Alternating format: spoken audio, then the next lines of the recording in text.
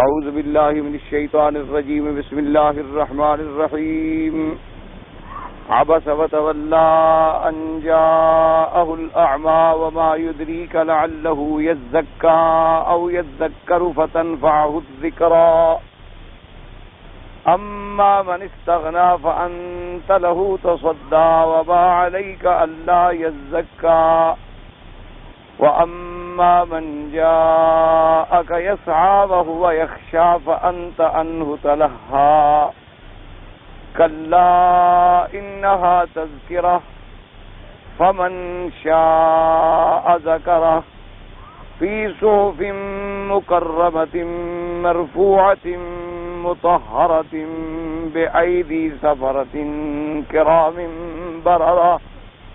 قال المؤلف والمفسر رحمه الله تعالى ادام النفع بعلومه وعلومكم في الدارين آمين الى ان قال ذكر غير واحد من المفسرين ان رسول الله صلى الله عليه وسلم كان يوما يخاطب بعض عظماء قريش وقد طمع في اسلامهم فبينما هو يخاطبه يناجي إذ اقبل ابن مكتوم رضي الله تعالى عنه وكان ممن أسلم قديما فجعل يسأل رسول الله صلى الله عليه وسلم عن شيء ويلح عليه فود النبي صلى الله عليه وسلم أن لو كف ساعته تلك ليتمكن من مخاطبة ذلك الرجل طمعا ورغبة في هدايته وعبس في وجه ابن مكتوم وأعرض عنه وأقبل على الآخر فأنزل الله تعالى عبس وتولى أن جاءه الأعمى وما يدريك لعله يزكى. اب مفسر رحمۃ اللہ علیہ سورۃ عبسہ کی ان آیات کی تفسیر میں ارشاد فرماتے ہیں کہ بہت سارے مفسرین کرام رحمۃ اللہ علیہم اجمعین نے یہ واقعہ ذکر فرمایا ہے کہ اس سورت مبارک کے شان نزول کیا ہے، یعنی اس کے اترنے کا سبب کیا ہے. فرماتے ہیں کہ ایک دن حضور صلی اللہ علیہ وسلم کسی سردار سے، قریش مکہ کے سردار سے مخاطب تھے، بات فرما رہے تھے. یعنی مفسر رحمۃ اللہ علیہ نے یہاں صرف اتنی فرق کیا کہ فرمایا کہ کسی ایک بڑے آدمی سے بات کر رہے تھے. اور بعض روایات میں جو در منصور میں آئی ہے یا اور مفسرین کرام نے نقل فرمائی ہیں، ان میں اتنا فرق ہے کہ حضور صلی اللہ علیہ وسلم کی خدمت میں کفار قریش کے کافی سردار آئے ہوئے تھے، جن میں ابی جہل بھی تھا اور امیہ بن خلف بھی تھا اور عتبہ بھی تھا اور ولید بن المغیرہ بھی تھا اور دیگر بھی تھے. تو بہرحال یہ کوئی اتنا بڑا تفاوت نہیں ہوتا، مقصد تو ایک ہی ہے، چاہے زیادہ آئے ہوئے ہوں یا چاہے ایک آدمی آیا ہوا ہو. اور یہ بھی ممکن ہے کہ آئے تو کافی ساری جماعت ہو لیکن حضور صلی اللہ علیہ وسلم مخاطب ایک سے ہوں، کیونکہ قاعدہ ہوتا ہے کہ اگر جماعت بھی ہو تو خطاب تو کسی بڑے کو کیا جاتا ہے تاکہ اس کو جب بات سمجھائی جائے گی تو وہ سب کے لیے قابل تفہیم ہوگی. تو حضور صلی اللہ علیہ وسلم اس سے مخاطب تھے اور بات فرما رہے تھے کہ اسی دوران میں حضرت عبداللہ ابن مکتوم رضی اللہ تعالی عنہ جو حضور کے صحابی ہیں، وَكَانَ مِمَّنْ أَسْلَمَ قَدِيمًا، کیونکہ پہلے زمانے میں یہ بہت بڑا شرف ہوتا تھا کہ کوئی اسلام کب لایا ہے، تو جو شخص اسلام جتنا جلدی لے آیا اس کا مرتبہ اتنا بڑھ گیا اللہ کے ہاں. کیونکہ قاعدہ ہوتا ہے کہ جو لوگ مثلا فتح مکہ سے پہلے مسلمان ہوئے ان کا مرتبہ اللہ کے ہاں بہت بڑا بلند ہے، اور جو لوگ فتح مکہ کے بعد مسلمان ہوئے اس میں کوئی شک نہیں کہ صحابہ تو وہ بھی ہیں، ان کو بھی مقام صحابیت کا، مقام ایمان کا، مقام اسلام کا نصیب ہوا، اور ان میں بڑے بڑے لوگ پیدا ہوئے جیسے ابی سفیان رضی اللہ تعالیٰ عنہ، حالانکہ فتح مکہ میں مسلمان ہوئے. اسی طریقے سے اور خالد بن الولید رضی اللہ تعالیٰ عنہ اور بڑے بڑے صحابہ ہیں کہ جن کے کارناموں سے اسلام کی پوری تاریخ روشن ہے، لیکن وہ ان لوگوں کا مقابلہ مرتبے میں نہیں کر سکتے جو لوگ جو ہیں فتح مکہ سے پہلے ہی اسلام لے آئے. اس کی مثال یوں ہے کہ جیسے حدیث مبارک میں آتا ہے کہ میرے آقا خاتم الانبیاء حبیب کبریا حضرت محمد مصطفیٰ صلی اللہ علیہ وآلہ واصحابہ وسلم تسلیما کثیرا کثیرا، آپ بی بی خدیجہ الکبریٰ رضی اللہ تعالی عنہا کا بہت ذکر فرماتے تھے. یعنی حضور صلی اللہ علیہ وسلم اکثر و پیشتر یاد فرماتے اور فرماتے کہ ہاکذا قالت خدیجہ، بی بی خدیجہ نے یہ بات کی تھی، اور بی بی خدیجہ نے یہ بات کی تھی، اور بی بی خدیجہ نے فلاں کام یوں کیا تھا۔ حضور بہت یاد فرماتے اپنی پہلی زوجہ محترمہ امہات المؤمنین خاتون اول رضی اللہ تعالی عنہا۔ تو اسی لیے بی بی عائشہ صدیقہ رضی اللہ تعالی عنہا فرماتی ہیں کہ میں حضور کی زندگی میں اتنا کسی بیوی سے نہیں جلاپا محسوس کرتی تھی جتنا بی بی خدیجہ رضی اللہ تعالی عنہا سے محسوس کرتی۔ تو بیویوں نے پوچھا کہ عائشہ عجیب بات ہے، آپ کی تو شادی اس دن ہوئی ہے جب بی بی خدیجہ فوت ہو چکی۔ بی بی خدیجہ رضی اللہ تعالی عنہا کی وفات ہوئی مکہ مکرمہ میں ہجرت سے پہلے، اور بی بی عائشہ کی شادی ہوئی ہجرت کے بعد مدینہ منورہ میں۔ انہوں نے کہا یعنی عجیب بات ہے کہ آپ کو ایسی بی بی سے جلاپے کی کیا ضرورت تھی جو بی بی آپ سے پہلے فوت ہو چکی؟ تو بی بی عائشہ نے فرمایا لکثرت ذکر رسول اللہ صلی اللہ علیہ وسلم کہ جب میں اپنے حبیب اپنے محبوب کے منہ سے کسی اور کا نام سنوں تو کیسے مجھے تکلیف نہ ہو۔ تو اس لیے کہ حضور پاک بڑا بی بی خدیجہ کا ذکر فرماتے تھے، حتیٰ کہ بعض روایات میں آتا ہے کہ ایک دن تقاضائے بشری کے تحت بی بی عائشہ صدیقہ برداشت نہ کر سکیں اور غصے میں آ کے کہہ بیٹھی کہ یا رسول اللہ عجیب بات ہے، آپ ایک عورت کو یاد کرتے ہیں، قریش کی ایک بوڑھی عورت تھی اور اس کی عمر بہت زیادہ تھی جب آپ سے شادی ہوئی، اور پہلے آپ سے بھی اولاد ہو چکی تھی اور پھر وہ مر گئی، بات ختم ہو گئی، آپ ہر وقت اس کا ذکر فرماتے ہیں، اور جو کوئی ہدیہ بھیجتا ہے تو کہتے ہیں بی بی خدیجہ کی سہیلیوں کو بھی ہدیہ بھیجو، تو آپ ایسا کیوں کرتے ہیں؟ حضور صلی اللہ علیہ وسلم غصے میں آ گئے، حضور جلال میں آ گئے، فرمایا عائشہ عجیب بات کرتی ہو، تم خدیجہ کا مقابلہ کرتی ہو؟ تم لوگ تو میرے پاس اس وقت آئے ہو جب اسلام کا پرچم بلند ہو چکا تھا اور اسلام پوری دنیا پہ چھا چکا، مکہ فتح ہو گیا، کفر کی طاقت ٹوٹ گئی اور مدینے میں اسلام پھیل گیا، اب تم لوگ میرے گھر میں آئے تو کون سا احسان ہے؟ احسان تو بی بی خدیجہ کا ہے جب اللہ کے سوا مکے میں میرا کوئی نہیں تھا، صرف سیدہ خدیجہ رضی اللہ تعالی عنہا نے میرا ساتھ دیا، جس نے اپنا تن من جان دھن عزت سب کچھ میری جان پہ قربان کر دی، میں خدیجہ کو بھول جاؤں کیسے ہو سکتا؟ تو اس لیے یاد رکھیں کہ جو لوگ اسلام میں اول اسلام لے آئے یعنی سب سے پہلے مسلمان ہوئے، ان کا جو اللہ کے یہاں مرتبہ ہے ان کا کون مقابلہ کر سکتا؟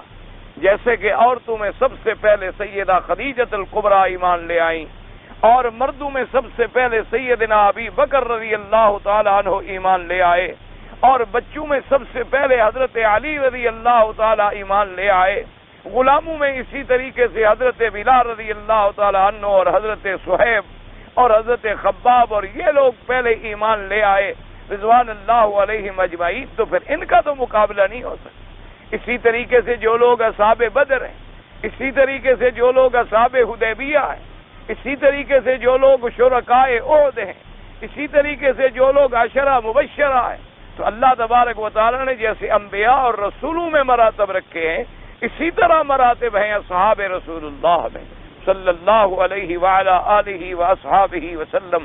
تو اس لیے محدثین اور مفسرین کرام کی یہ عادت مبارک ہے کہ جب کسی صحابی کا ذکر آتا ہے تو اس کا یہ بڑا شرف ہوتا ہے کہ کان ممن اسلم قدیما، یہ ان صحابہ میں ہے جو بہت پہلے اسلام لا چکے تھے، جن لوگوں نے اللہ کے رسول پر سب سے پہلے کلمہ پڑھا ہے، تو یہ بھی ان خوش نصیب صحابہ میں ہے رضوان اللہ تعالی علیہم اجمعین۔ اللہ تبارک و تعالی کی کروڑوں رحمتیں ہوں اصحاب رسول اللہ پر صلی اللہ علیہ وسلم۔ اب حضرت عبداللہ ابن ام مکتوم جو آئے تو کان یسأل و یلح، انہوں نے ایک سوال پوچھا اور سوال میں بار بار لجاجت کر رہے، حضور بتا دیں، حضور مجھے بتا دیں، حضور مجھے بتا دیں، اور بار بار کہنے لگے، لیکن حضور کو یہ بات ناگوار گزری اور حضور پاک نے تمنا فرمائی کہ کاش یہ اس وقت نہ آتا اور مجھے نہ ٹوکتا، میں ایک آدمی سے بات کر رہا تھا، شاید وہ اسلام لے آتا۔ تو اس ناگواری کی بنا پر حضور پاک نے تیوری چڑھائی اور حضور پاک نے اعراض فرمایا۔ اب اسی سے آپ اس بات کا بھی اندازہ لگا لیں کہ کتنا شان ہے میرے رب العالمین کا۔ حالانکہ عبداللہ ابن ام مکتوم تو نابینا ہے، نہ انہوں نے حضور کی تیوری کو دیکھا اور نہ حضور کے رخ پھیرنے کو دیکھا، وہ تو نابینا آدمی ہے۔ حضور صلی اللہ علیہ وسلم نے اگر تیوری چڑھائی یا آپ کے ماتھے مبارک پہ ناگواری کی وجہ سے کچھ بل پڑ گئے تو عبداللہ ابن ام مکتوم نے تو نہیں دیکھا، لیکن جو رب العلا ہے، جو فوق العرش ہے، اس نے تو دیکھ لیا۔ اللہ تبارک و تعالیٰ کے آگے کیا چیز چھپی ہو سکتی ہے؟ اس لیے فرمایا عبس وتولی ان جاءہ الاعمی، کہ تیوری چڑھائی اور رخ پھیر دیا جبکہ آیا وہ نابینا۔ اور نابینا کا ذکر اس لیے کیا گیا تاکہ یہ ظاہر ہو کہ وہ تو معذور تھا اور وہ نابینا تھا، اور نابینا ہونا، معذور ہونا جو ہے آدمی کی ہمدردی اور شفقت کا زیادہ حقدار ہے۔ اسی لیے حکم ہے کہ اگر آپ کبھی کسی کمزور آدمی کو دیکھیں، کبھی آپ کسی معذور کو دیکھیں، کسی نابینا آدمی کو دیکھیں، ان کو ہاتھ پکڑ کے دروازے پہ پہنچا دیا، ان کو ہاتھ پکڑ کے سڑک عبور کروا دی، ان کو ہاتھ پکڑ کے تھوڑی سی ہمدردی کر دی، تو یہ کمزوروں پر ہمدردی کرنا جو ہے یہ اللہ کو آپ کی نفلی عبادت سے بہت پیارا ہے۔ ایک آدمی ساری رات نفلیں پڑھتا رہے لیکن ایک آدمی اللہ کے کسی بندے پہ رحم کر دے، وہ زیادہ اللہ کے یہاں محبوب ہے۔ اللہ تبارک و تعالیٰ کو اپنے بندوں پر، اور خاص طور پر جو ضعفاء ہیں، خاص طور پر جو مرضا ہیں، خاص طور پر جو زمنہ ہیں، یعنی جن کی بیماریاں ایسی ہیں کہ جن سے انہیں شفا بھی نہیں ہو سکتی، نابینا ہے اس بیچارے کو اب کیا شفا ہونی، کوئی آدمی لنگڑا ہے اب بیچارے نے اسی حالت میں اپنی زندگی گزارنی ہے۔ تو جب آدمی ان پر شفقت کرتا ہے، ان سے ہمدردی کرتا ہے تو اللہ کی رحمت کو جوش آ جاتا ہے۔ اور اسی سے اندازہ ہوا مقام صحابہ کا کہ صحابی کا اتنا بڑا مقام ہے کہ اگر حضور نے بھی تھوڑا سا اعراض کیا تو عرش سے انکوائری شروع ہو گئی کہ عبس وتولی ان جاءہ الاعمی وما یدریک لعلہ یزکیٰ۔ تو مفسر کرام رحمت اللہ علیہ کا مقصد یہ ہے کہ اس آیت کا شان نزول یہ ہے، لیکن یہ بات بھی یاد رکھیں کہ بھئی شان نزول تو عبداللہ ابن ام مکتوم کا واقعہ ہے، لیکن العبرت بعموم اللفظ لا بخصوص السبب۔ عبرت جو ہوتی ہے وہ عموم کے لیے ہوتی ہے، یعنی اس میں نصیحت آ گئی کہ آدمی کبھی ایسا نہ کرے۔ جب اللہ نے اپنے نبی کے اس اجتہاد کو پسند نہیں فرمایا تو اور کسی کی بات کو کیسے پسند فرما سکتے؟ اس لیے حکم ہے کہ اگر آپ بات کر رہے تھے اور آپ کے پاس کوئی دین پوچھنے کے لیے آ گیا، وہ زیادہ مقدم ہے، آپ دنیا والوں کی باتوں کو چھوڑ دیں۔ لیکن آج تو ہم بالکل برعکس چل رہے ہیں، اگر کوئی دنیا دار آ جائے اس کی طرف بڑی توجہ ہوتی ہے، اس کی طرف جناب باقاعدہ بڑا خیال ہوتا ہے، اور اس کو کھڑے ہو کے بٹھائیں گے اور اٹھائیں گے اور اس کا احترام ہوگا اور اکرام ہوگا کہ جی بڑا آدمی ہے، اور پھر لوگوں کو بتاتے پھریں گے کہ آج مجھے فلاں آدمی ملنے آیا تھا اور آج مجھے فلاں آدمی ملنے آیا تھا، اور کوئی غریب آ جائے تو اس کو ڈانٹ دیتے ہیں۔ اللہ تبارک و تعالی ہم پر اور آپ پر سب پر ہدایت فرمائے، اور اللہ ہمیں صحیح اسلام کے مطابق زندگی گزارنے کی توفیق عطا فرمائے۔ ہم میں بڑی کوتاہیاں آ گئی ہیں، عملی زندگی ہماری ختم ہو گئی ہے، اب نام کا اسلام باقی رہ گیا۔ جیسے کہ احادیث مبارک میں آتا ہے کہ قیامت سے پہلے ایک وقت آ جائے گا کہ اسلام کا نام رہ جائے گا اور قرآن صرف لکھا ہوا ہوگا، لیکن کوئی آدمی نہ اسلام پر عمل کر رہا ہوگا اور نہ قرآن پہ عمل کر رہا ہوگا۔ فرمایا قرآن بھی صرف ورقوں میں لکھا ہوا ہوگا، اور قرآن مجید کی بڑی اعلیٰ اعلیٰ دباعتیں ہوں گی، سونے کے پانی سے بھی لکھا جائے گا، لیکن کوئی عمل نہیں کرے گا۔ اگر آپ قرآن کے اوراق کو اور کلمات مبارک کو سونے کے پانی پہ لکھ دیں، اگر آپ قرآن شریف کی سونے کی جلد بنا کے اپنے گھر میں اونچے مقام پہ رکھ دیں، تو یہ کوئی فائدے والی بات تو نہیں ہے۔ فائدہ تو تب ہو سکتا ہے کہ جب اللہ کے قرآن کو پڑھا جائے اور اللہ کے قرآن پہ عمل کیا جائے۔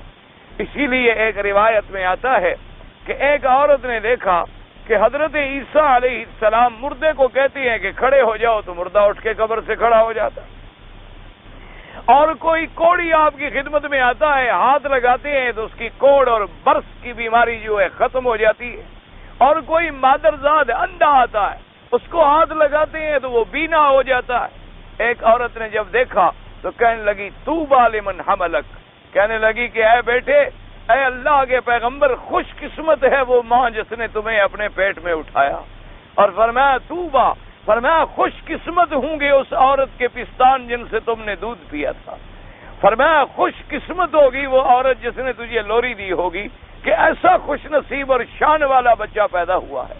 حضرت عیسیٰ علیہ السلام نے جب سنا تو فرمایا بی بی کیا کہہ رہی ہو؟ طوبی لمن عمل بکتاب اللہ، خوش قسمت تو وہ ہے جس نے اللہ کے حکم پہ عمل کیا۔ جس نے اللہ کے حکم کی اطاعت کی، ایسی تعریفوں سے کیا فائدہ؟ ایسی تعریفیں انسان کو کسی مرتبے پہ نہیں پہنچا سکتی۔ مقام تو بلند تب ہوتا ہے جب آدمی اللہ کے حکم کے مطابق اپنی زندگی گزارتے، اللہ تبارک و تعالیٰ کے احکام کے مطابق اپنی زندگی گزارتے۔ جیسے کہ علماء نے ایک بڑی عجیب مثال لکھی ہے، انہوں نے فرمایا کہ آج کل کے دور میں جس میں ہم زندگی گزار رہے ہیں، انہوں نے کہا ہمارا حال یہ ہو گیا ہے کہ جیسے ایک آدمی کی دو آنکھیں نہ ہوں تو ہم اسے اندھا کہتے، اور ایک آنکھ نہ ہو تو ہم اسے کانا کہتے، اور اگر اس کا ایک پاؤں نہ ہو تو ہم اسے لنگڑا کہتے ہیں، لنجا کہتے ہیں۔ اور اسی طریقے سے کوئی آدمی اگر امراض مزمنہ میں مبتلا ہو تو ہم اس سے بڑا بیمار اور مریض اور کوڑی اور کیا کیا کہتے ہیں۔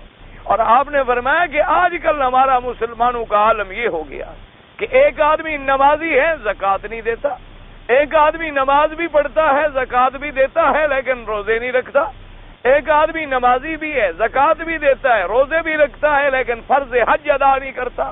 اور فرمایا اسی طرح ایک آدمی نمازی بھی ہے، روزے دار بھی ہے، حاجی بھی ہے، لیکن غیبت کرتا ہے، لوگوں کا گلہ کرتا ہے، لوگوں کے بارے میں برے گمان رکھتا ہے، لوگوں کے بارے میں بری باتیں کہتا ہے، کسی کو گالی دیتا ہے۔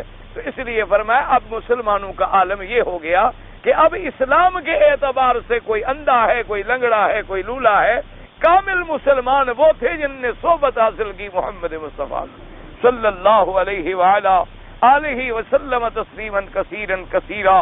اللہ کے کروڑوں صلاۃ و سلام ہوں ہمارے آقا پر، حبیب کبریا حضرت محمد مصطفیٰ خاتم الانبیاء، کہ جو آئے اور آ کر ایک ایسی جماعت پیدا فرما دی، ایسی زندگیوں میں انقلاب لے آئے۔ آپ دنیا کے انقلابات کی تاریخ پڑھیں، بڑے سے بڑے انقلاب کیا ہے؟ ایک انقلاب فرانس میں آئے، ایک انقلاب روسیہ میں آئے، لیکن یہ جزوی انقلاب تھے، یہ جزوی انقلاب تھے، اور جن کا تعلق صرف اقتصادیات سے تھا۔ اصل انقلاب تو انقلاب محمدی ہے جسے دنیا بھول بیٹھی ہے۔ بھئی یہ زیادہ سے زیادہ ایک اقتصادی انقلاب تھا جس کا تعلق روٹی کپڑے مکان سے تھا، ایک کا تقاضا سرمایہ داری تھا اور ایک کا تقاضا جو ہے کمیونزم تھا۔ لیکن اصل انقلاب تو وہ ہے جو آمنہ کے لال حبیب کبریا لائے ہیں، کہ حضور پاک صلی اللہ علیہ وسلم ایسا انقلاب لے آئے کہ جو ڈاکو تھے وہ ہمدرد بن گئے، جو آپس میں لڑنے والے تھے وہ رحماء بینہم بن گئے، جو کفر اور شرک میں پڑے ہوئے تھے، اللہ کے کعبے میں 360 بت رکھے ہوئے تھے، وہ توحید کے علمبردار بن گئے، اور جو عورتوں کی عصمتیں لوٹنے پر فخر کیا کرتے تھے وہ عورتوں کے محافظ اور رکھوالے بن گئے، اور جو شراب کے رسیہ تھے وہ حلال کے عادی ہو گئے اور شراب کے دریا بہا دیے اور پھر کبھی نظر بھر کے بھی نہیں دیکھا۔ یعنی سر سے لے کر پاؤں تک عقیدے میں انقلاب، عمل میں انقلاب، افعال میں انقلاب، احوال میں انقلاب، صورت میں انقلاب، سیرت میں انقلاب، کہ آپ نے لوگوں کو زمین فرش سے اٹھا کے عرش تک ملا دیا۔ یہ انقلاب لانے والی جو ذات تھی صرف حضرت محمد الرسول اللہ صلی اللہ علیہ وآلہ آلہ واصحابہ وسلم تسلیما کثیرا کثیرا۔ اسی لیے آج یعنی آپ حیران ہوں گے کہ لوگوں نے جو انگریزوں نے کتابیں لکھی ہیں، جنہوں نے تاریخ لکھی ہے، کیونکہ کچھ انگریز ایسے بھی گزرے ہیں، اور کبھی یہ بھی ہوتا ہے کہ آدمی مجبور ہو کے سچ لکھنے پر بھی آ جاتا ہے، جیسے بعض کتابیں گبن نے لکھی ہیں، واٹ منٹگمری نے لکھی ہیں، اور لوگوں نے وہ بھی مجبور ہو گئے کہ حضرت محمد الرسول اللہ کو پہلے نمبر پہ لکھا اور عیسیٰ علیہ السلام کو بعد میں لکھا، اس لیے کہ حضرت عیسیٰ علیہ السلام اگر مسلح تھے تو فقط ایک علاقے میں، ایک قوم میں، بنو اسرائیل میں، اور ایک محدود زمان میں، محدود مکان میں، لیکن یہ وسعت انقلاب جو ہے کہ مشرق سے لے کر مغرب تک اور شمال سے لے کر جنوب تک، کہ بات کیا تھی کہ نہ روم و ایران سے دبے چند بے تربیت اونٹوں کے چرانے والے۔ اس لیے حدیث میں آتا ہے کہ حضرت عمر آ رہے تھے، ایک مکے کے جنگل سے گزرے، اونٹ روک دیا، قافلہ روک دیا، 2 رکعت نماز پڑھی اور رونے لگ گئے۔ صحابہ نے پوچھا کہ کیا بات ہے؟ فرمایا اسی جنگل میں عمر اونٹ چرایا کرتا تھا اور آج خلیفۃ المسلمین بن کے جا رہا۔ آپ اندازہ فرمائیں کہ وہ لوگ یعنی جن کے پاؤں میں جوتا نہیں تھا، سر پہ پہننے کے لیے کپ ٹوپی نہیں تھی، ان لوگوں نے اسلام کو کھینچا اور چین تک پہنچا دیا اور اندلس تک پہنچا دیا۔ حضرت عمر کے زمانے میں 22 لاکھ مربع میل پہ اسلام کا پرچم لگ چکا تھا. یعنی آپ اندازہ کریں، ان کے پاس وسائل نہیں، ان کے پاس کوئی مواصلات نہیں، ان کے پاس کوئی جدید آلات نہیں، ان کے پاس کوئی جدید ٹیکنیک نہیں، ان کے پاس کوئی جدید تھیوریز نہیں، ان کے پاس کوئی جدید معلومات کے ذرائع نہیں، اور اونٹوں کا سفر ہے، گھوڑوں کا سفر ہے، پیدل کا سفر ہے، لیکن قوت ایمان کا یہ عالم ہے کہ حضرت علی الحضرمی رضی اللہ تعالی عنہ کا لشکر جب آتا ہے، سامنے دریا ہے. صحابہ نے کہا حضرت کوئی پل نہیں مل رہا اور کوئی کشتیاں نہیں مل رہی، اور دشمن دریا کے اس کنارے پر ہے اور ہم نے دریا کو عبور کرنا ہے، اب آپ کا کیا حکم ہے؟ ہمارا مشورہ یہ ہے کہ ہم اس کنارے پہ پڑاؤ ڈال دیں اور بڑی بڑی لکڑیاں کاٹیں، ان کے شتیر بنا کے پھر پار جانے کے لیے کچھ راستہ پیدا کریں. حضرت علی الحضرمی کھڑے ہو گئے، فرمایا کیا باتیں کر رہے ہیں؟ ہم کوئی اپنی ذاتی جنگ کے لیے لڑ رہے ہیں؟ ہمیں کوئی ذاتی زمین حاصل کرنی ہے؟ ہم نے اللہ کا دین بلند کرنا ہے. اسی وقت ہاتھ اٹھایا، فرمایا یا علی یا عظیم یا حلیم یا کریم، یا اللہ تیرے نام سے میں تم سے مانگتا ہوں، اگر ہماری نیتیں ٹھیک ہیں ہم بھی تیرے تابع ہیں، یہ دریا بھی تیرے تابع ہیں. اور فرمایا ڈال دو سارے گھوڑے دریا میں ڈال دو. اپنا گھوڑا دریا میں ڈالا. صحابہ کہتے ہیں خدا جانتا ہے ہمارے گھوڑے کے پاؤں کی سم جو ہے وہ بھی بھیگی ہوئی نظر نہیں آئی، دریا جم گیا برف کی طرح، اور اس کے بعد پورے کا پورا لشکر جو ہے ادھر نکل گیا. آج تو لوگ پڑھتے ہیں نا، لوگ یہ سمجھتے ہوں گے کہ یہ ملا لوگ ہیں، یہ پرانے مجنون دیوانہ لوگ ہیں، ان کو صحابہ سے عقیدت ہے. آج بھی دیکھ لیں مجاہدین افغانستان نے 1400 سال پہلے کی صحابہ کی تاریخ کو زندہ کر دیا. آج انہوں نے وہ آنکھوں سے دکھلا دیا ہے. ہم تو صحابہ کے واقعات پڑھتے ہیں نا، انہوں نے وہ واقعات آنکھوں سے زندہ کر کے دکھلا دیے کہ داڑھیوں والے بیچارے جو کچھ نہیں جانتے، ان نسوار کھانے والے سیدھے سادے لوگ، اور اردو نہیں جانتے، پڑھے لکھے کوئی نہیں، اسلحہ چلانا نہیں جانتے، کبھی نماز میں کھڑے ہیں، کبھی رکوع میں پڑے ہیں، کبھی سجدے میں پڑے ہیں، اور اللہ کے دربار میں ہر وقت رو رہے ہیں کہ مولا ہم تو عاجز ہیں، ہم تو بالکل نہتے ہیں، کمزور ہیں، ہماری کیا طاقت ہے کہ ہم اتنی بڑی طاقتوں سے ٹکرا جائیں. لیکن نیت صادق تھی، ان کا جذبہ خالص تھا، ان کا مقصد اللہ کے دین کی سر بلندی تھی، وہ اسلام کی جنگ لڑ رہے تھے. اللہ نے فرمایا 1400 سال کے بعد میں تمہیں ایسا تمہارے ہاتھوں سے کام لوں گا کہ کفر کی طاقت کو گھر اپنے ملک میں ٹکڑے ٹکڑے کر دوں. تمہارا مقابلہ مسلمان کا خون جم جائے گا. خون بہتا ہے تو جم جاتا ہے، ظلم پھر ظلم ہے، بڑھتا ہے تو مٹ جاتا ہے، ظلم آخر ختم ہو جاتا ہے اور خون جو ہے وہ جم جاتا ہے. دیکھیں وہ مسلمان کا خون رنگ لایا ہے کہ نہیں؟ اللہ ان مجاہدین کی قبروں پہ کروڑوں رحمتیں فرمائے، اور اللہ تبارک و تعالیٰ ان کے جو زخمی ہیں ان کو شفا یاب فرمائے.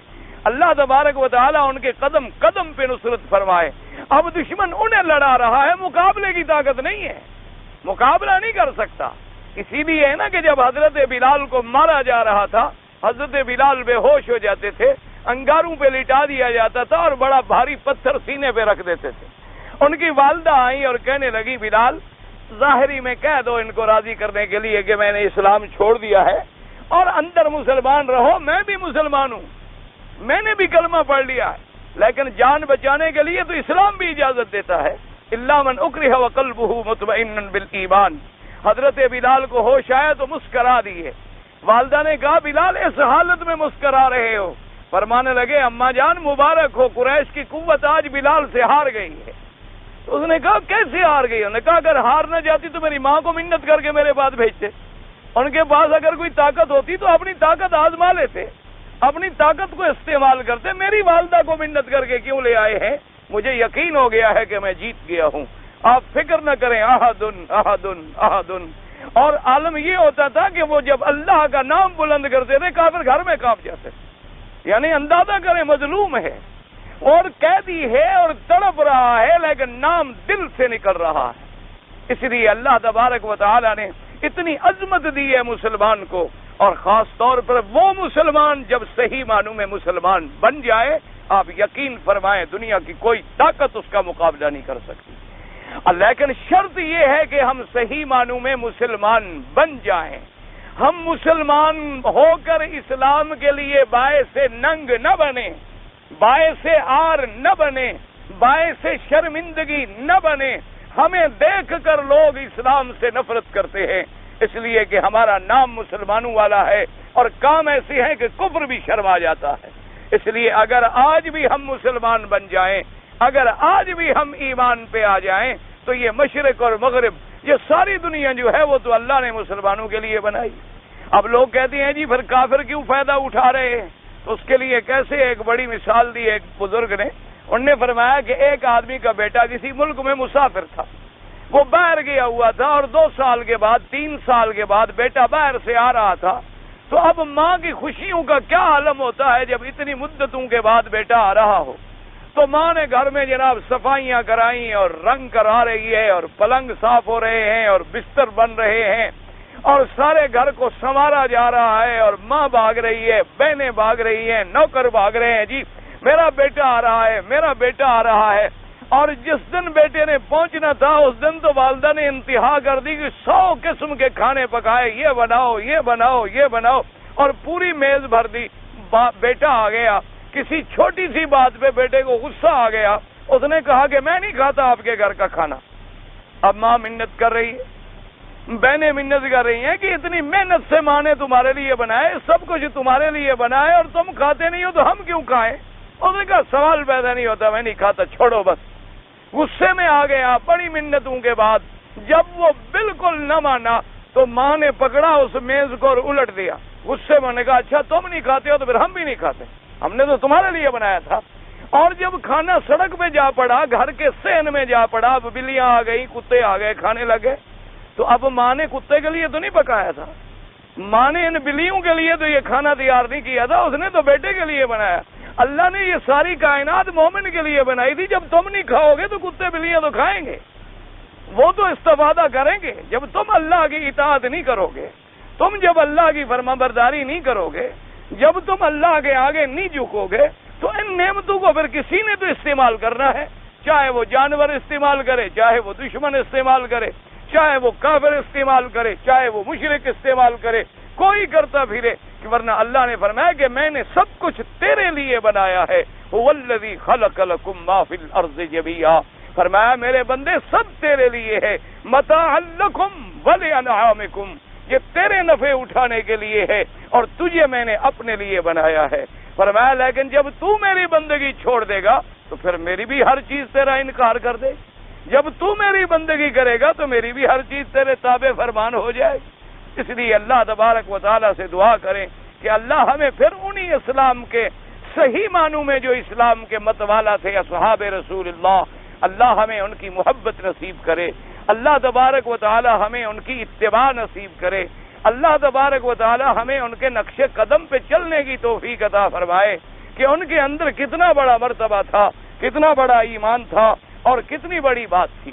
اس لیے فرماتی ہیں عبس وتولی ان جاءہ الاعمی.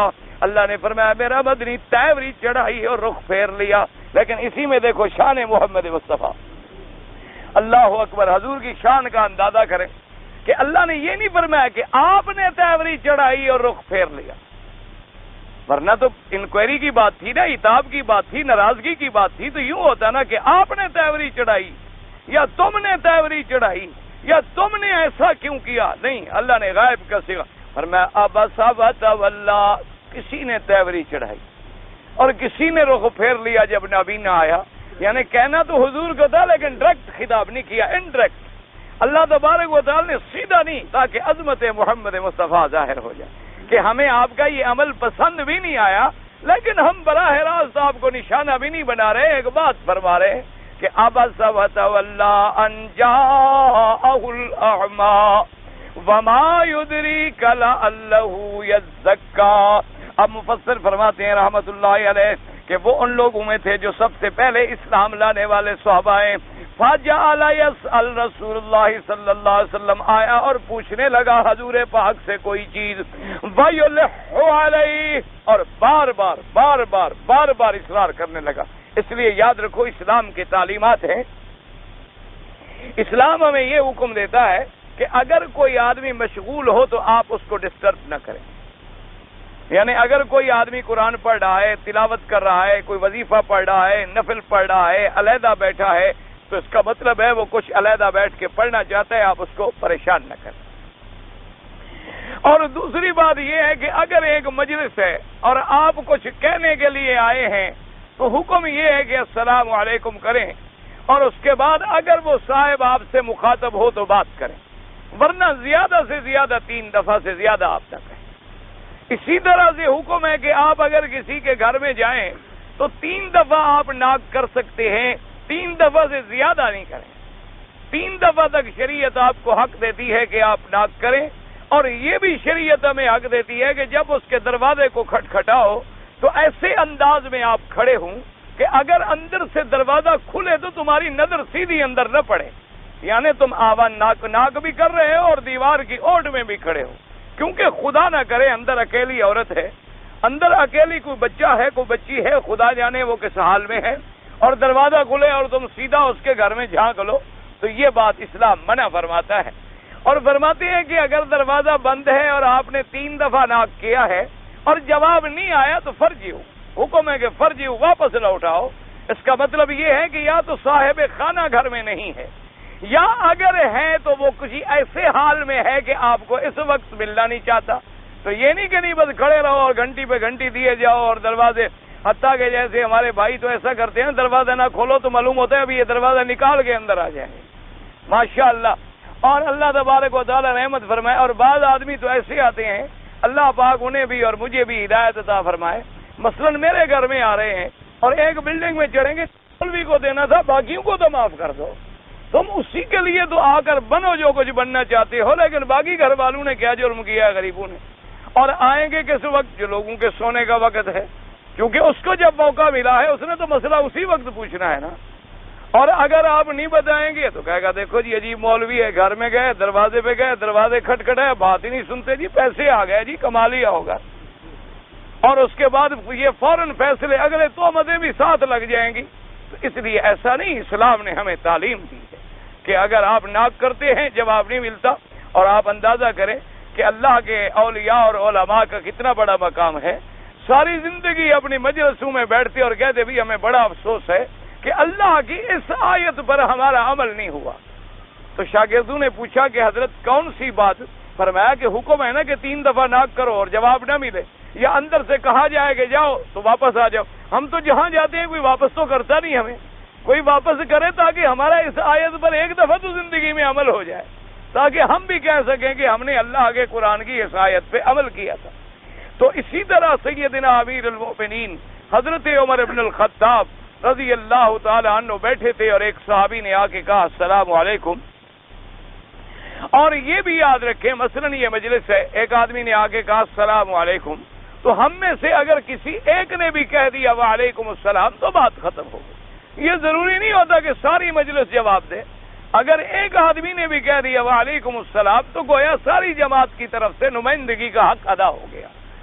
تو اس نے جب کہا السلام علیکم، حضرت عمر بڑے مشغول تھے رضی اللہ تعالیٰ عنہ، انہوں نے سنا تو صحیح لیکن انہوں نے توجہ نہ فرمائی کہ کسی صحابی نے جواب تو دے دیا ہوگا، اور اس نے پھر دوبارہ کہا، 12 کہا، پھر بھی آپ نے توجہ نہ فرمائی۔ جب تھوڑی دیر گزری حضرت عمر کام سے فارغ ہوئے، فرمایا کون آدمی تھا جو مجھے سلام کر رہا تھا؟ انہوں نے کہا جی صحابی تھے اور وہ تو چلے گئے۔ فرمایا جلدی بلاؤ۔ ان کو بلا لیا اور فرمایا بھی تم کیوں چلے گئے؟ میں تو مشغول بیٹھا تھا، تم دیکھ رہے تھے کہ میں کام میں الجھا ہوا ہوں، تو کام سے فارغ ہو کر میں آپ سے بات کرتا اور آپ جلدی چلے گئے۔ انہوں نے کہا مجھے حضور نے اسی طرح پڑھایا ہے کہ 3 دفعہ سلام کرو، اگر جواب نہ دے تو چلے جاؤ۔ میں نے 3 دفعہ سلام کیا اور آپ نے جواب نہیں دیا، تو میں اپنا چلا گیا حضور صلی اللہ علیہ وسلم کے فرمان کے مطابق۔ آپ نے فرمایا یہ بات حضور نے فرمائی ہے؟ انہوں نے کہا۔ فرمایا کوئی گواہ ہے تمہارے پاس اس حدیث کا؟ جلدی سے گواہ لاؤ، چونکہ اس حدیث کو ہم نے تو سنا نہیں۔ جلدی سے دوڑے بیچارے آئے اصحاب صفہ کے پاس، کہا کہ بھئی کسی نے یہ حدیث حضور سے سنی تھی کہ نہیں سنی؟ تو حضرت ابی سعید خدری رضی اللہ تعالی عنہ کو بھیجا گیا اور کہا گیا کہ آپ نے کہ انہوں نے بھی سنی ہے یہ حدیث۔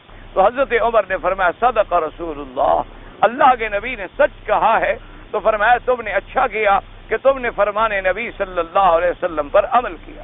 تو ہمیں اسلام ہر بات کی تعلیم دیتا ہے کہ یہ نہیں کہ بار بار اور بار بار اور بار بار اصرار کریں، نہیں، اسی طرح اسلام یہ بھی ہمیں تعلیم دیتا ہے کہ ایک ہوتا ہے سوال کرنا. کیا معنی؟ سوال جو ہے یہ تب ہوتا ہے جب آدمی ایک مسئلہ نہیں جانتا، ایک آدمی کو پتہ نہیں ہے، وہ سوال پوچھتا ہے کہ جناب میں نے طواف کیسے کرنا، یا مثلا میں نے جناب طواف کیا ہے اس کے بعد کتنی رکعت پڑھنی، یعنی پتہ نہ ہو، یہ سوال ہے. یہ سوال نہیں ہوتا کہ بلا وجہ آ کر ایسی بات پوچھی جائے تاکہ پریشانی اور اختلافات پیدا ہوں، یہ سوال نہیں ہوتا. یہ اللہ معاف کرے، یہ پھر فساد ہوتا ہے. اللہ تبارک و تعالی فساد سے محفوظ رکھے، اللہ تبارک و تعالی ہمیں اختلافات سے محفوظ رکھے. سوال کا معنی یہی ہوتا ہے کہ فاسألوا اہل الذکر ان کنتم لا تعلمون. اگر تمہیں ایک مسئلہ معلوم نہیں ہے تو اہل الذکر علماء سے جا کر اس مسئلے کے بارے میں سوال کر. اور اسی طریقے سے آیا کہ جہل کا علاج کیا ہے؟ سوال. کہ اگر آپ جاہل ہیں، اگر آپ کو ایک مسئلے کا علم نہیں ہے تو اس کے بارے میں جا کر آپ سوال کریں تاکہ آپ کو سوال کا جواب ملے اور تشفی ہو جائے اور آپ صحیح راستے پہ چل سکیں. تو اب جب اس نے بار بار تکرار کی تو حضور کو ناگوار گزرا، اور ناگوار گزرنا بھی تھا، فطرت کا تقاضا تھا.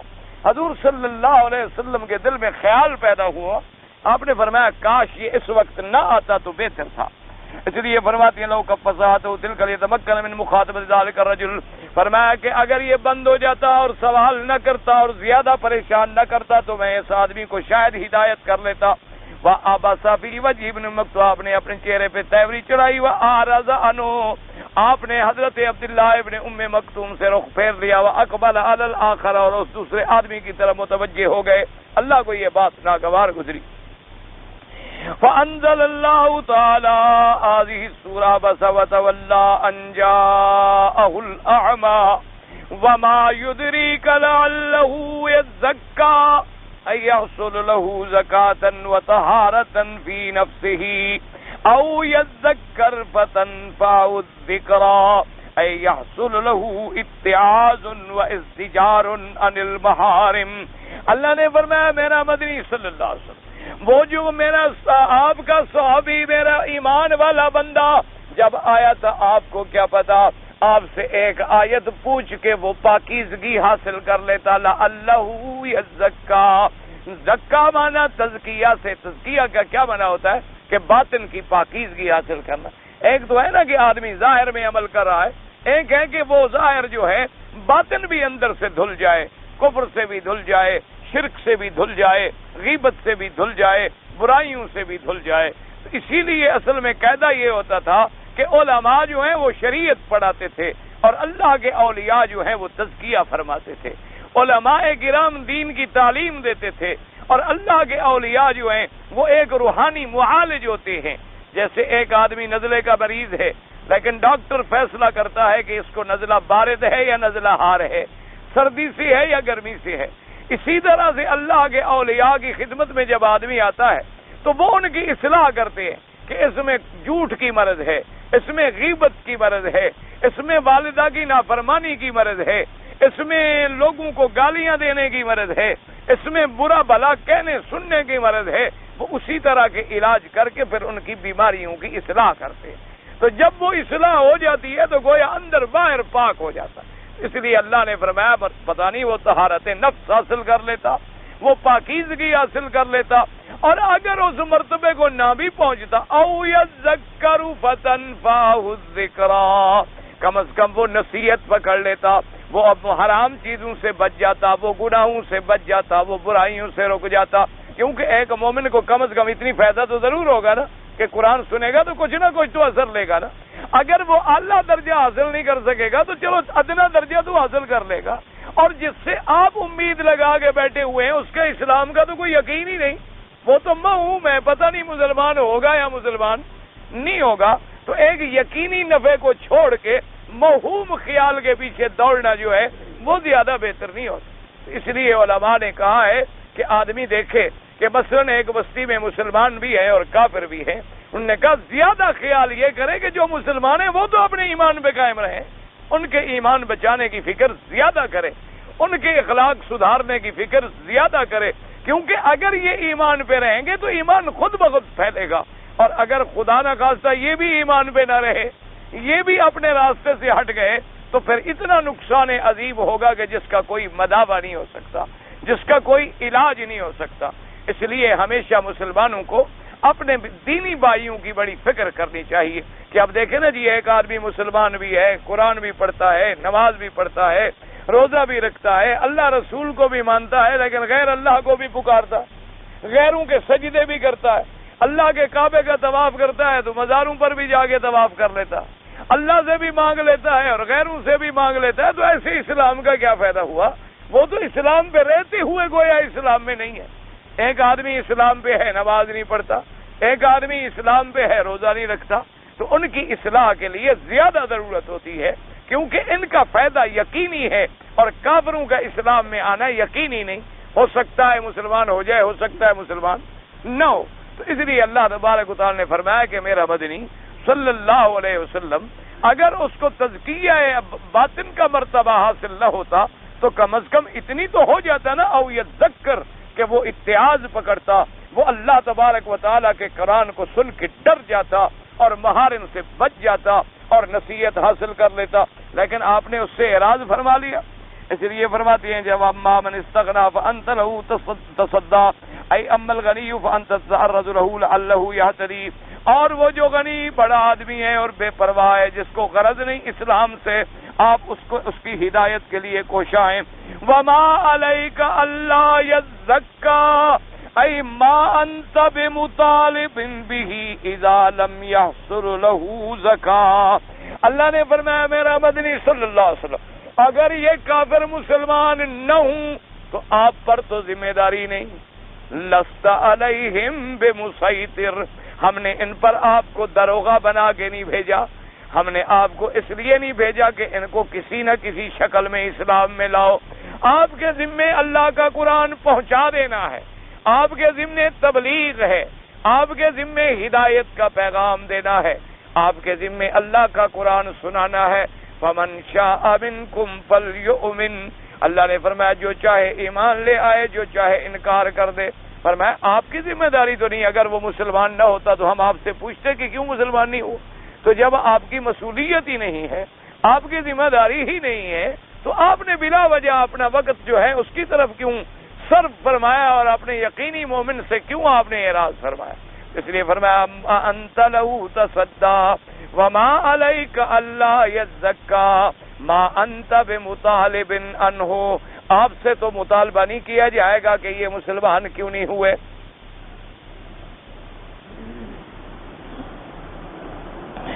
اس لیے فرماتی ہیں اللہ تبارک و تعالی نے قرآن پاک میں فرمایا اما من جاءک یسعی وہو یخشی ایقصدک ویؤمک لیہتدی بما تقول لہ، اور وہ شخص جو آیا آپ کی طرف اسی غرض سے، اسی نیت سے اور آپ کی خاطر آیا، وَيَؤْمُّكَ لِيَهْتَدِيَ بِمَا تَقُولُ لَكَ، اور اس لیے آیات کہ آپ اس کو جو بھی بتائیں گے اس پر عمل کر کے وہ ہدایت حاصل کرے گا۔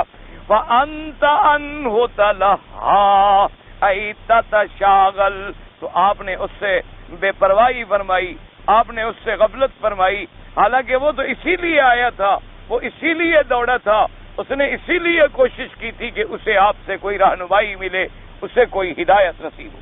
وَمِنْهَا هُنَا أَمَرَ اللَّهُ تَعَالَى رَسُولَهُ صلی اللہ علیہ وسلم اللہ يخص بالانذار احدا بل يساوي فيه بين الشريف والضعيف والفقير والغني والسادة والعبيد والرجال والنساء والصغار والكبار، ثم الله تعالى يهدي من يشاء إلى صراط مستقيم وله الحكمة البالغة والحجة الدامغة۔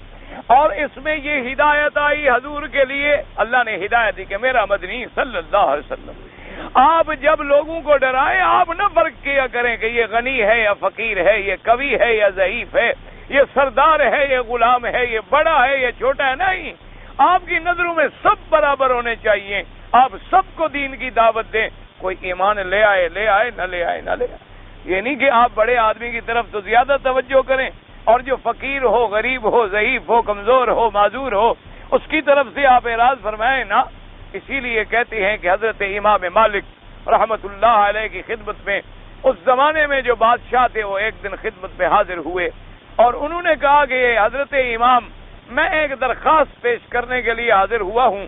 آپ مہربانی کریں کہ میرے شہزادے جو ہیں ان کو آپ موطا امام مالک جو حدیث کی سب سے پہلی کتاب ہے حضرت امام مالک رحمت اللہ علیہ نے لکھی ہے، فرمایا مہربانی کر کے آپ میرے 2 بچوں کو موطا امام مالک حدیث رسول اللہ پڑھا دیا کریں. اتنی آپ مہربانی فرما لیں. تو حضرت امام مالک رحمت اللہ علیہ نے فرمایا کہ ٹھیک ہے، مجھے پڑھانے میں کوئی اعتراض نہیں ہے، لیکن پڑھانے کا مطلب یہ نہیں ہے کہ میں آپ کے شہزادوں کو پڑھانے کے لیے محل میں آؤں اور آپ کی کوٹھیوں پہ آؤں اور آپ کے گھر میں آؤں. فرمایا یہ نہیں ہو سکتا. تو بادشاہ نے کہا حضرت آخر وہ بادشاہ کے بیٹے ہیں، سیکورٹی کے مسائل پیدا ہوں گے اور بڑی پریشانی ہوگی. فرمایا العلم یعلو ولا یعلا، پیاسا کنویں کے پاس آتا ہے، کنواں پیاسے کے پاس کیوں جائے؟ آپ کے بچوں کو علم پڑھنا ہے، مجھے تو نہیں پڑھانا. ان کو غرض ہے تو آ جائے. بادشاہ نے کہا اچھا حضرت چلو علم پڑھانے کے لیے ہم اپنے بچوں کو بھیجنے کے لیے بھی تیار ہیں، لیکن اتنی آپ مہربانی کریں کہ میرے بچوں کو علیحدہ وقت دے دیں. فرمایا یہ کبھی نہیں ہو سکتا کہ میں حدیث رسول پڑھاؤں اور تقسیم کروں کہ شہزادے الگ پڑھیں اور غریب الگ پڑھیں. فرمایا سوال ہی پیدا نہیں. اگر انہوں نے پڑھنا ہے آگے لوگوں میں بیٹھ جائے، جس نے علم حاصل کرنا ہے کرتا رہے، جس نے نہیں کرنا ہے فی امان اللہ وہ چلا جائے. مجھے تو فرمایا یہ نہیں ہو سکتا کہ میں علم کو تقسیم کر دوں کہ غنی کو پڑھانے کے لیے علیحدہ وقت ہو، غریب کو پڑھانے کے لیے علیحدہ وقت ہو، بادشاہوں کے بیٹوں کو پڑھانے کے لیے علیحدہ وقت ہو. فرمایا پھر علم نہیں حاصل ہوتا. حدیث رسول پڑھانا میری ذمہ داری ہے. جو مجلس میں آگے بیٹھ جائے، پڑھتا رہے اور فائدہ اٹھاتا رہے. تو یہ قاعدہ تھا اور یہی حکم ہے شریعت محمد مصطفیٰ. اسی لیے میرے آقا جب تعلیم دیتے تھے تو عجیب منظر ہوتا تھا. ایک طرف حضرت ابی بکر بیٹھے ہیں، حضرت عمر بیٹھے ہیں، حضرت عثمان بیٹھے ہیں، حضرت علی بیٹھے ہیں، ابو سفیان بیٹھے ہیں، قریش کے سردار بیٹھے ہیں، اور ادھر بلال بیٹھے ہیں، ادھر صہیب بیٹھے ہیں، سلمان بیٹھے ہیں، خباب بیٹھے ہیں، غلام بیٹھے ہیں، غریب بیٹھے ہیں، فقیر بیٹھے ہیں. یعنی اس ایک ہی مجلس کے اندر کرشی بھی ہے، روبی بھی ہے، حجازی بھی ہے، سیامی بھی ہے، امیر بھی ہے، غریب بھی ہے، اعلیٰ بھی ہے، ادنا بھی ہے، اور اللہ کا پاک پیغمبر اپنے فرامین بیان فرما رہے. اس لیے اللہ تبارک و تعالی نے حکم فرما دیا، یہ امر جاری ہو گیا کہ آپ کی نظروں میں الفقیر والغنی، الضعیف والقوی، السادۃ والعبید، آپ کی نظروں میں غریب، قوی، بڑا، چھوٹا سب برابر ہونے چاہیے. تو اس لیے اللہ تبارک و تعالی نے اس صورت مبارکہ میں ایک تعلیم بھی عطا فرمائی حضور پاک صلی اللہ علیہ وسلم. اس لیے فرماتے ہیں اور اس کے بعد فرمایا ثم اللہ تعالی یہدی من یشاء الی صراط مستقیم. آپ کے ذمہ دعوت پہنچانا ہے، پھر اللہ جس کو چاہیں گے ہدایت عطا فرمائیں گے. کیوں؟ اچھا کیوں اس کو ہدایت کیوں دی اور اس کو کیوں نہیں دی؟ فرمایا وَلَهُ الْحُجَّةُ الْبَالِغَةُ، اسی کے پاس ہے وہ قوت و حکمت، چونکہ وہ خالق ہے. اس کو پتا ہے کہ کون سا برتن کتنی برداشت کر سکتا ہے، کون سے برتن میں کتنا پانی آ سکتا ہے، کون کا برتن جو ہے وہ ایمان کے قابل ہے اور کون کفر کے قابل ہے. کیونکہ اس سانچے کو ڈھالنے والا جو ہوئی ہے، بنانے والا جو ہوئی ہے، یہ اس کی مرضی ہے. جس کو چاہیں گے ہدایت عطا فرمائیں گے اور جس کو چاہیں گے ہدایت نہیں دیں گے. اسی لیے حضور پاک خاتم الانبیاء حبیب کبریا حضرت محمد مصطفیٰ صلی اللہ علیہ وعلی آلہ واصحابہ وسلم تسلیما کثیرا کثیرا. اللہ کے کروڑوں صلاۃ و سلام ہو آپ کی ذات پر. یعنی سب سے بڑا محسن چچا ہے حضور کا ابی طالب. آپ تاریخ اسلام کا مطالعہ کریں، یعنی ابی طالب نے جتنی خدمت کی ہے میرے پاک نبی صلی اللہ علیہ وسلم کی کوئی مثال نہیں ملی.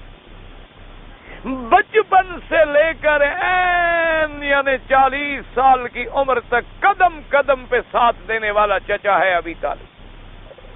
بچپن سے لے کر حضور یعنی ابھی دودھ پینے کی عمر میں ہے. عبد المطلب کی وفات کے بعد کفالت کی ذمہ داری جو لی ہے وہ ابی طالب نے لی ہے. اس وقت سے خدمت کر رہا ہے اور ساتھ دے رہا ہے اور جان نچھاور کر رہا ہے ابی طالب ہے. اور پھر پورے مکے کے کفر کی قوت سے ٹکرا گیا لیکن حضور کا ساتھ نہیں چھوڑا. حضور صلی اللہ علیہ وسلم سے جب کفار مکہ نے اقتصادی بائیکاٹ کیا اور آپ کو شیب ابی طالب کے اندر 3 سال محاصرے کی زندگی میں رہنا پڑا، ابی طالب زبردستی حضور کے ساتھ آ گیا کہ اگر حضور پابند ہیں تو میں بھی پابند ہوں، میں حضور کا ساتھ نہیں چھوڑ سکتا۔ اتنی قربانی کرنے والا چچا ہے۔ اور حضور جب آخری وقت میں تشریف لائے، ابی طالب کی موت کا وقت ہے، سارے سردار مکے کے بیٹھے ہیں، حضرت آقا انعامدار آ رہے ہیں، ابی جہل لعنت اللہ علیہ بھی بیٹھا ہے۔ ابی جہل لوگوں سے کہنے لگا کہ ذرا پھیل پھیل کے بیٹھ جاؤ، کوئی جگہ نہ چھوڑو ابی طالب کے قریب تاکہ حضور نہ بیٹھ سکیں۔ اگر حضور قریب بیٹھ گئے تو ہو سکتا ہے ابی طالب کلمہ پڑھ لے، ابی طالب مسلمان ہو جائے، تو آپ ایسے پھیل کے بیٹھ گئے۔ لیکن جب حضور آئے، ابی طالب نے اشارہ کیا کہ آپ میرے سرانے کی طرف بیٹھے۔ حضور صلی اللہ علیہ وسلم بیٹھ گئے اور آپ نے فرمایا کہ یا ام قل کلمۃ احاج بہا عند اللہ، کہ اے میرے چچا ایک دفعہ تو کلمہ پڑھ، ایک دفعہ تو کہہ دو لا الہ الا اللہ محمد الرسول اللہ، میں اپنے اللہ سے آپ کی مغفرت کرنے کے قابل تو ہو جاؤں۔ اگر آپ نے کلمہ نہ پڑھا تو پھر میں آپ کو کیا فائدہ پہنچا سکتا ہوں؟ اور ابی طالب کے آنسو بہ رہے ہیں اور کہتا ہے کہ بھتیجے، میں جانتا ہوں کہ آپ بھی سچے ہیں، آپ کی دعوت بھی سچی ہے، آپ کا دین بھی سچا ہے، لیکن اب میں مرنے کے قریب آ گیا ہوں۔ اگر میں نے کلمہ پڑھ لیا تو میری برادری تانا دے گی کہ ڈر گیا تھا، اس لیے میں کلمہ نہیں پڑھتا، اس لیے میں انکار کرتا ہوں۔ انا علی ملتی عبد المطلب، میں اپنے باپ دادے کے دین پر ہوں۔ حضور صلی اللہ علیہ وسلم اٹھے فبکا حزینا، حضور اٹھے تو آنسو بہ رہے تھے کہ اتنا محسن چچا اور اس کو بھی کلمہ نصیب نہیں ہوا۔ اللہ نے فوراً جبریل نازل کر دیا، انک لا تہدی من احببت ولکن اللہ یہدی من یشاء۔ میرا مدنی آپ کیوں اداس ہو رہے ہیں؟ ہدایت آپ کے ہاتھ میں تو نہیں ہے کہ جس کو آپ محبوب سمجھے وہ مسلمان ہو جائے۔ میری مرضی ہوگی تو میں ہدایت دوں گا، میری مرضی آئے گی تو باپ حضرت نوح ہوگا اور بیٹا کافر ہوگا، میری مرضی ہے یا حضرت لوط نبی ہے اور بیوی کافرہ ہے، اور میری مرضی ہے فرعون کافر ہے اور بیوی جنت کی سردار ہے۔ فرمایا میری مرضی ہے، انک لا تہدی، ہدایت آپ کے ہاتھ میں نہیں، ہدایت میرے ہاتھ میں ہے، جس کو میں چاہوں گا ہدایت دوں گا اور جس کو نہیں چاہوں گا ہدایت نہیں دوں گا۔ آپ کے ذمے تو صرف ڈرانا ہے، انما انت منذر من یخشاھا انا ارسلناک شاہدا ومبشرا ونذیرا، ہم نے آپ کو بشارت دینے والا، ہم نے آپ کو لوگوں کو جہنم سے ڈرانے والا بنا کے بھیجا ہے۔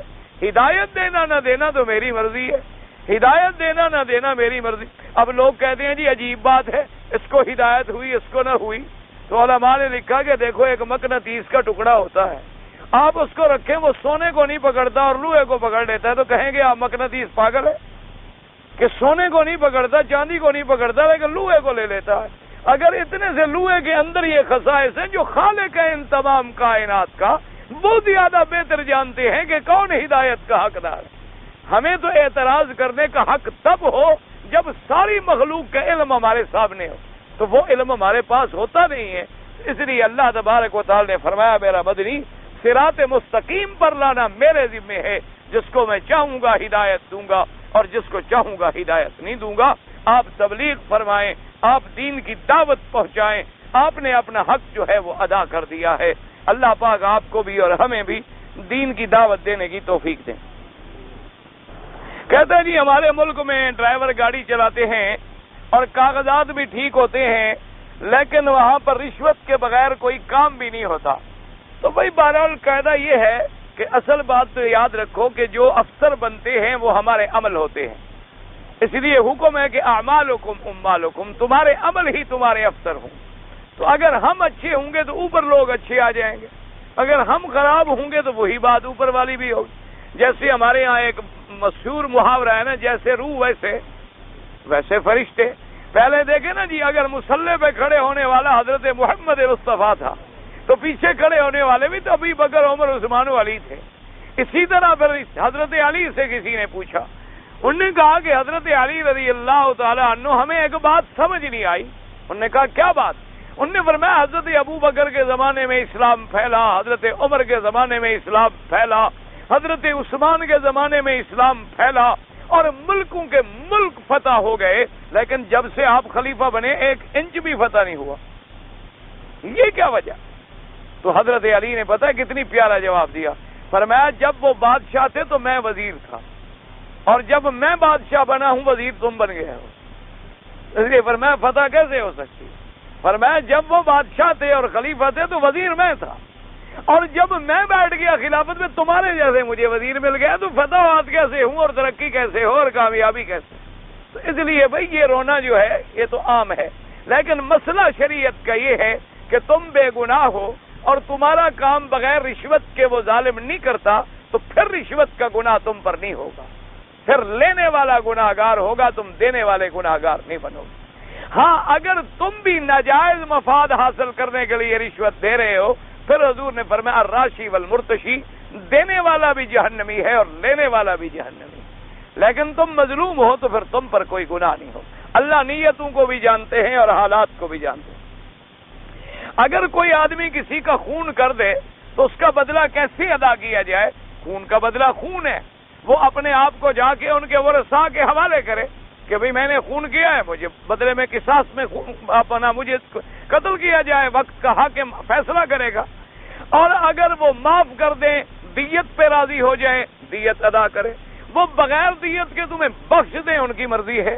بہرحال ان کے ورثہ جب تک معاف نہیں کریں گے اللہ معاف نہیں کریں گے۔ اللہ تو اپنا حق معاف کرتے ہیں لیکن بندے کا حق معاف نہیں ہوتا۔ مجھے ایک دوست نے تحفہ دیا ہے، اگر میں یہی تحفہ کسی اور دوست کو دے دوں، ٹھیک ہے تمہارا ملک ہے، اب تمہاری مرضی جس کو دو۔ نماز وطر جو ہے امام ابو حنیفہ رحمۃ اللہ علیہ اسے واجب فرماتی ہے اور باقی ائمہ جو ہے اسے سنت سمجھتے ہیں۔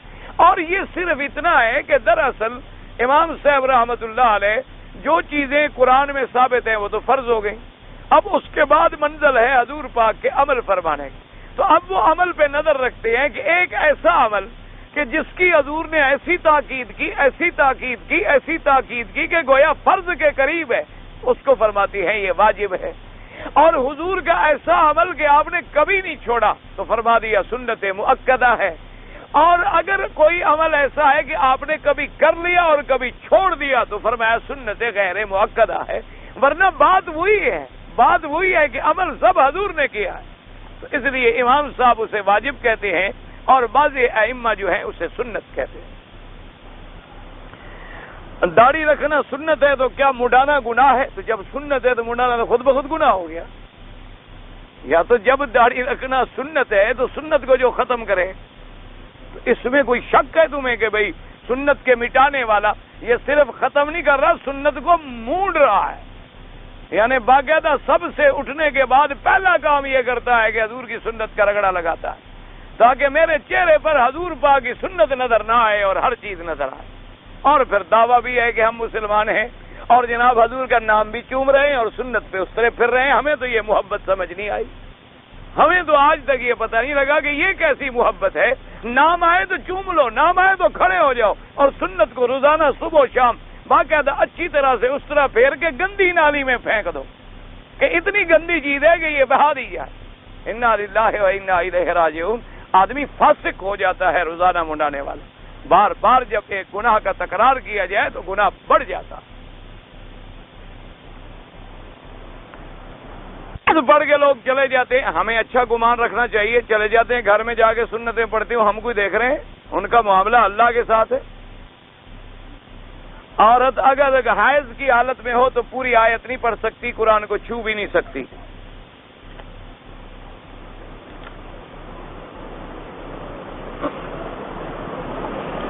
لڑکے کی عمر 18 سال ہے، لڑکی کی عمر 15 سال ہے، لڑکی شرعاً نابالغ ہے۔ یہ آپ کو کس نے کہا کہ شرعاً نابالغ ہے؟ بھائی لڑکی 15 سال کی تو بالغ ہو جاتی ہے اللہ کے بندے۔ باقی ہاں آپ کے قانون جو آپ کے ہاں بنے ہوئے ہیں نا جی، فیملی لاز جو آپ کے بنے ہوئے ہیں آج کل، نام بھی مسلم فیملی لا، یعنی جس میں سب کچھ ہے صرف مسلم نہیں ہے، باقی اس میں ہر چیز ہے، صرف مسلم نہیں نظر آتا اندر۔ اور اس میں انہوں نے کچھ عمریں رکھی ہیں 18 سال وغیرہ۔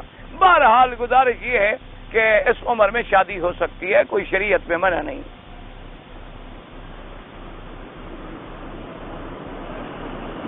امام صاحب نے ایک نماز پڑھا لی، پھر کچھ اور آدمی آ گیا تو وہ امامت کرائے نہیں، دوسرے لوگ اپنی علیحدہ جماعت کریں۔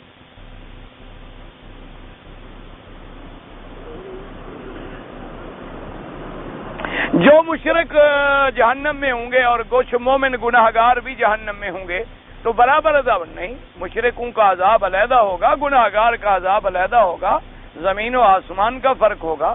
اس کو عذاب ملے گا بطور سزا، مومن کو ملے گا بطور طہارت و پاکیزگی اور صفائی. اور مومن کے عذاب میں بڑی تخفیف ہوگی، کافر کے عذاب میں تخفیف نہیں ہوگی.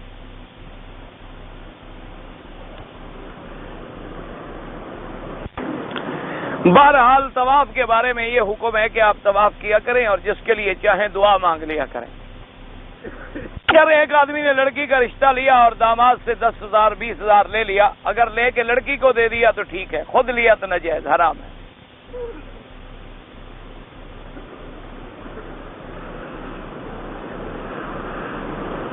ایک میاں بیوی کا جھگڑا ہو گیا، اس نے غصے میں آ کر گھر والوں کے سامنے بیوی سے کہا کہ یہ مجھ پر حرام ہے.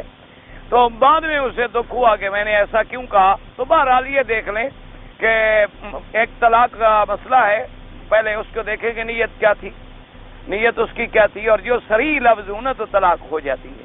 تو اس لیے بہرحال ایک لفظ ہے، کوئی ایسی نہیں، رجوع کر لے، الحمدللہ کوئی جھگڑے وگڑے کی بات ہی نہیں ہے. لنگڑے لولے لوگوں کو دینا زکوٰۃ کا پیسہ جائز ہے، بالکل جائز ہے، اگر واقعی وہ غریب ہوں، مستحق ہیں، معذور ہیں. بعض لوگ جو پیشہ ور ہیں ان کو دینا تو کوئی ٹھیک نہیں. ان لوگوں کے گھروں میں الحمدللہ تم سے بھی زیادہ پیسے ہوتے ہیں. زکوٰۃ کا پیسہ والدین کو دے سکتے ہیں؟ بالکل نہیں دے سکتے. تمہاری جائیداد والدین کی ہے. اگر والدین بوڑھے ہیں، کمزور ہیں تو بیٹے کی جائیداد کے مالک ہیں. زکوٰۃ کا کیا معنی؟ زکوٰۃ تو اپنی میل کچیل ہے، تو ماں باپ کو میل کچیل کھلاؤ گے.